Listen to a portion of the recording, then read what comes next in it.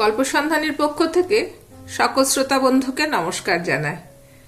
আজকের গল্পের নাম আত্মপ্রবঞ্চনা। লেখক গজেন্দ্র কুমার মিত্র। গল্প পাঠ ভালো লাগলে আমার চ্যানেল গল্প সন্ধানীকে আপনারা সাবস্ক্রাইব করবেন আর একটা লাইক, কমেন্ট ও শেয়ার করবেন। শুরু করছি আজকের গল্প আত্মপ্রবঞ্চনা। স্বামী অজ্ঞেহানন্দ 11 বছর পরে সমতলে নামলেন। তাও সমতল বলতে ঋষিকেশ। যেখানে 11 বছর কাটিয়েছেন সেখানে বছরে 6 মাস বরফে ঢাকা থাকে। ঘরবাড়ি, রাস্তাঘাট সব। এখানে এসেই হাঁপিয়ে উঠেছেন। না, ঠিক সন্ন্যাস তিনি নেননি, কোনো গুরুর কাছে দীক্ষাও না। কর্মজীবনের সার্থকতাকে তিনি লাভ করেছিলেন আশার অতীত। কিন্তু সেই সঙ্গে পারিবারিক অশান্তি যে এনে দেবেন ভগবান বা অদৃষ্ট, তা ভাবেননি। মানুষের জীবনে সুখ দুঃখ দিন রাত্রির মতোই আলো অন্ধকারে মেশা। একটা চাইলে আর একটাও নিতে হবে।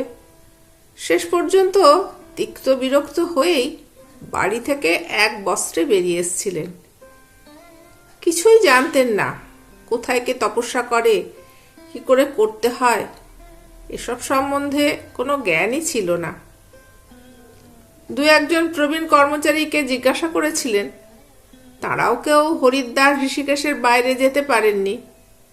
সাধু টাধুর সব ওদিকেই থাকে। হরিদ্বার ঋষিকেশেও থাকে অনেকে, তবে শুনেছি পাহাড়ের উপরে অনেক তীর্থ আছে। কোনোটা খুব দুর্গম। কৈলাস টৈলাসেও সাধু আছে নাকি, কে জানে সেখানে কি করে থাকে। সে কোথা দিয়ে যেতে হয় তাও জানি না। না, একসঙ্গে সবাইকে প্রশ্ন করেননি, অত বোকাও নি নন। এক এক সময় এক একজনকে জিজ্ঞাসা করেছেন, তা বুঝতে দেননি যে তিনি এটা জানতে চাইছেন। যেমন, আচ্ছা হরিশবাবু, আপনি তো শুনেছি অনেক তীর্থ ধর্ম করেছেন, সাধু সঙ্গ করেছেন, তবে এখনো চাকরির মায়া, সংসারের মায়া কেন? ছেড়ে ছুড়ে দিয়ে চলে যান না সেসব দিকে, সাধন ভজন করে দিন কাটান গে। না না, কে বললে? অনেক তীর্থ কোথায় করলুম, সাধু সঙ্গ করবারই বা অবসর কোথায় মিলল? হরিশবাবু বলেন, জন্মের মধ্যে কম্ম, চৈত্রির মাসে রাস, সেই বলে না। ওই একবার ওই মরিয়া হয়ে বেরিয়ে পড়েছিলাম 15 দিনের ছুটি নিয়ে। তা কাশী, বৈরাগ আর হরিদ্বার, এইটাতে ছুটি কাবার। আমার বইয়ের শখ হয়েছিল দিল্লি আগ্রা দেখবে, তা হবে কোত্থেকে? ছুটি ফুরিয়ে এলো, পয়সা করিও ফুরিয়ে এলো। আমি বললুম, থাক আর দিল্লি দেখে না, মানে মানে বাড়ি চলো। তাও বড়বাবু, খুঁটিয়ে দেখা কি হলো? যা হলো তা বুড়ি ছোঁয়া। অশান্তি যখন চরমে উঠল, উনি সত্যি একদিন এক বস্ত্রে বেরিয়ে গেলেন বাড়ি থেকে। এমন নিঃশব্দে সহজভাবে বেরিয়েছেন, উনি যে বাড়ি থেকে বেরিয়েছেন তা কেউ লক্ষ্যই করেনি। পকেটে যা ছিল, ঋষিকেশের টিকিট করার পর আর মাত্র 100 টাকা বাঁচল। তাতে একটা ধুতি গেরুয়া রঙে ছুপিয়ে একটা কমণ্ডল হাতে করে পাহাড়ের পথ ধরলেন। পায়ে হেঁটে যাওয়া ওর পক্ষে খুব কষ্টকর, তবু হার মানলেন না তিনি। জীবনে কখনো হার মানেননি। বলতে গেলে শৈশব থেকে তাকে স্বাবলম্বী হতে হয়েছে। প্রচণ্ড যুদ্ধ করেছেন, হার মানেননি কখনো, এখনো মানলেন না। জুতো অসহ্য হওয়াতে জুতো ছেড়ে খালি পায়ে চললেন। পা কেটে রক্তারক্তি।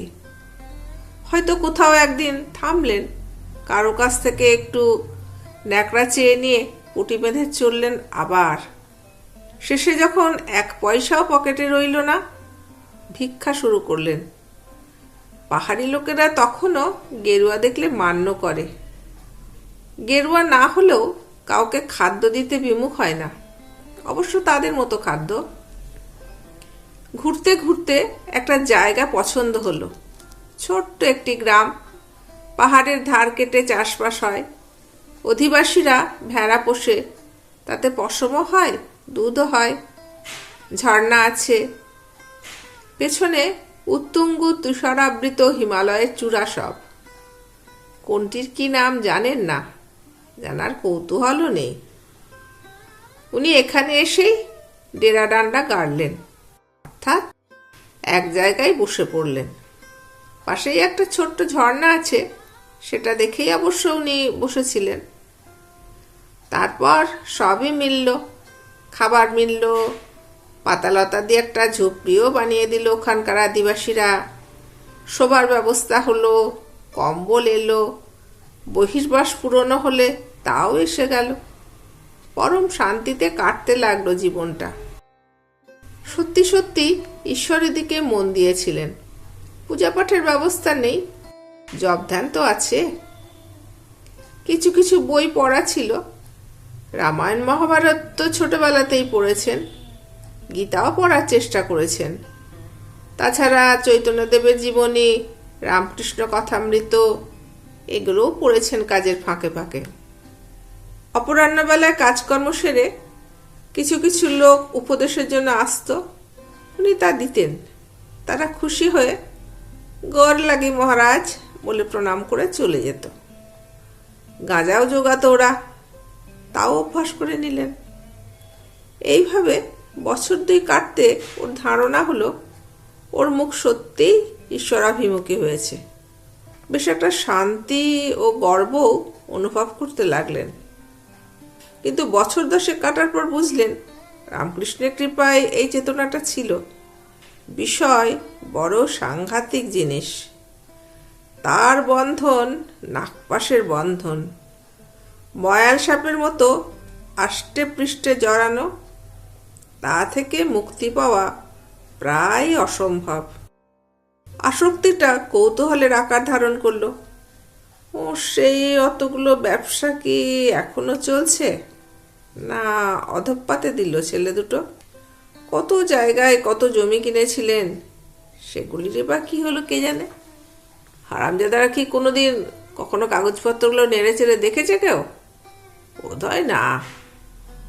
বাবুদের বড় মানুষই কি এখনো তেমনই চলছে? আর ওর স্ত্রী এখনো তেমনি শাশুড়ি বউয়ের ঝগড়া চলছে, তেমনি কর্তৃত্বের ঝগড়া। শাশুড়ি চান তার স্বামীর যখন সবই তখন তার হুকুমে চলবে। এখনকার বউরা তা মানবে কেন? নাতি নাতনি কতগুলো হলো কে জানে। তারা বোধহয় এক একটি খুদে লাট তৈরি হয়েছে। ওর অত বড় দুটো কারখানা, যা অবস্থা দেখে এসেছেন, তার দাপটে কাম ভদ্র আচরণে চুপ করেছিল সবাই। ছেলেবাবুদের লাট সাহেবের চাল তারা বরদাস্ত করবে না, এটা ঠিক। এতদিনে বোধহয় স্ট্রাইকে, লক আউটে উঠে যাওয়ার দাখিল হয়েছে, কে জানে। একসঙ্গে এসব চিন্তা কি হুড়হুড় করে এসেছে?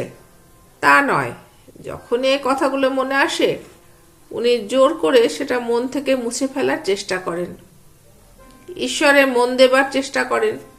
শেষে আর পারলেন না, হার মানতে হলো ঈশ্বরকে। অথবা ঈশ্বরেরই খেলা এটা। এই এত কাল, 11 বছর পরে মানতেই হলো। ওদের বলে গেলেন কি একটা যোগ আসছে, উনি গঙ্গা স্নান করতে যাচ্ছেন। কিন্তু ঋষিকেশে পৌঁছে অকস্মাৎ যেন একটা ধাক্কা খেলেন মনে। আশ্চর্য, এখনো এত বছর পরেও তার সেই ব্যবসা, বিষয়, সংসার তিনি ভুলতে পারেননি, তার মধ্যেই ডুবে আছেন। কেন কেন? সেখান থেকে তো যথেষ্ট আঘাত পেয়ে তবে এমনভাবে পাগলের মতো এক বস্ত্রে ছুটে এসেছিলেন। নিজেকে খুব দৃঢ়চেতা মনে করেছিলেন না? মূর্খ মূর্খ। না, আজই ফিরবেন। এবার গিয়ে সত্যি সত্যিই তপস্যা শুরু করবেন। যত দূর সম্ভব কৃচ্ছ সাধন করতে হয় তা করবেন। এসেই যদি চলে যান, যাক, সেই তো ভালো। কষ্ট হচ্ছে তার। এতদিন এই ঠান্ডা জায়গায় থেকে মনে হচ্ছে যে অগ্নিকুণ্ডে এসে পড়লেন। আর কি কোলাহল! বিশ্রীভাবে চারিদিকে মাইকে সঙ্গীত চলছে, লরি, গাড়ি, হোটেল। এই 11 বছরে এত পরিবর্তন! না, আজই চলে যাবেন। গঙ্গায় একটা ডুব দিয়ে সোজা আবার সেই পথ ধরবেন। দাঁড়িয়ে ভাবছিলেন একটা চায়ের দোকানের সামনেই। চাও বটে, খাবারের দোকানও বটে। হঠাৎ বোধহয় গেরুয়ার জটা দেখেই দোকানে হাত জোর করে বললেন, কই সেবা মহারাজ? চমকে গেলেন ঠিকই, কিন্তু নাও বলতে পারলেন না। মুখ থেকে বেরিয়ে গেল, ओम तत्सत, शिव शिव। एक कटोरा चाय मिला दे, भगवान तो अच्छा ही है। 11 साल चाय नहीं पिया। आइए आइए, कृपा करके पधारिए। और कोई रास्ता? नहीं जी, आपके दिल बहुत बड़ा ये समझ गया, लेकिन और कोई कुछ चीज का जरूरत नहीं है। ওর পাহাড়ি সেবকরা মশলা টশলা দিয়ে ছোলার গমের মিলিত আটায় মোটা মোটা রুটি করে দিয়েছে। তাইতেই এই 4-5 দিন চলেছে। ঝোলাতে এখনো অবশিষ্ট আছে তার। ফেরার পথে অবশ্য দেরি হবে, কিন্তু ভিক্ষা মিলেই যাবে পথে। মিছিমিছি বেশি আকাঙ্ক্ষা ঘটতে দেওয়া ঠিক নয়। এতে সাধুদের প্রতি ভক্তি চলে যায়। অজ্ঞানানন্দ ভেতরে এসে বসলেন। সর্দারজি বেশ যত্ন করে দুধ, মশলা, ইলাইচি বেশি করে দিয়ে এক কাঁচের গ্লাস ভর্তি চা দিয়ে গেলেন। আর তার আগে নিজের হাতে টেবিল মুছলেন, গিলাসও নিজে হাতে ধরলেন। আজও সাধু সম্বন্ধে এত ভক্তি দেখে একটু অবাকই হলেন। শুধু তাই নয়, একটি পাতায় 2টি সদ্য ভাজা সমোসাও দিয়ে গেলেন। हाथ जोड़ করে বললেন, हे कृपा करके यह भी थोड़ा ग्रहण करे तो हमारा दिल भर जाएगा। ভালোই লাগলো সাধুর। অনেক দিন এসব জিনিস মুখে পড়েনি। সিঙ্গারায় কামড় দিতে দিতে নজরে পড়ল পাশের টেবিলে একটা হিন্দি খবরের কাগজ পড়ে আছে। না, খবরে তৃষ্ণা আর নেই, কিন্তু এ কি? এই যে এক জায়গায় বিজ্ঞাপনের মতো চারিদিকে লাইন টেনে তারই ছবি। আর কৌতূহল দমন করা সম্ভব নয়। অবশ্য এসব কথা ভাবার মতো অবস্থা নয় তখন মনের। কারুরই মনে এসব বিচার সম্ভব হয় না। হাত নিজের কাজ নিজেই করল। কাগজটা টেনে নিলেন স্বামী অজ্ঞানানন্দ।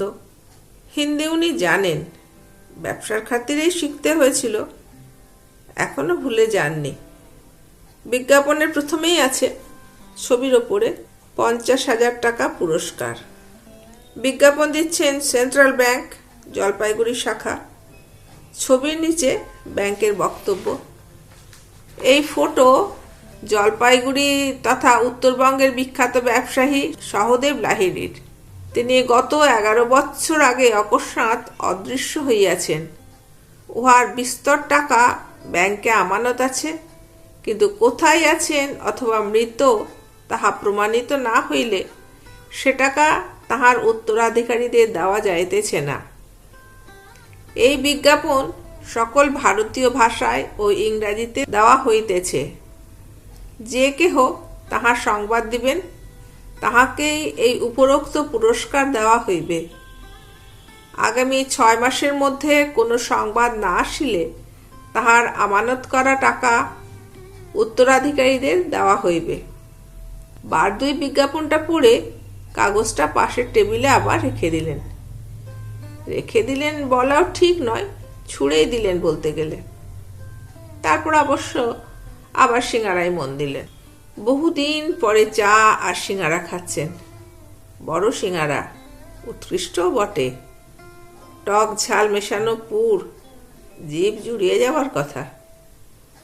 কিন্তু সাধুর সেদিকে মন নেই।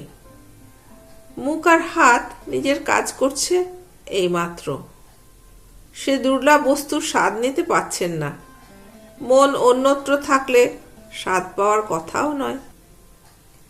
এ বিজ্ঞাপনের অর্থ ওর কাছে পরিষ্কার। দুই পুত্র তার অত বড় দুটো কারখানাকে উচ্ছন্ন দিয়েছে নিশ্চয়ই, নইলে এত টাকার তাগাদা কেন?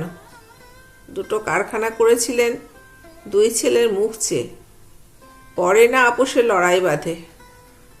দুই ছেলে দুটো কারখানা দেখবে বলে ওখানে আলাদা বসার ব্যবস্থাও করে দিয়েছিলেন।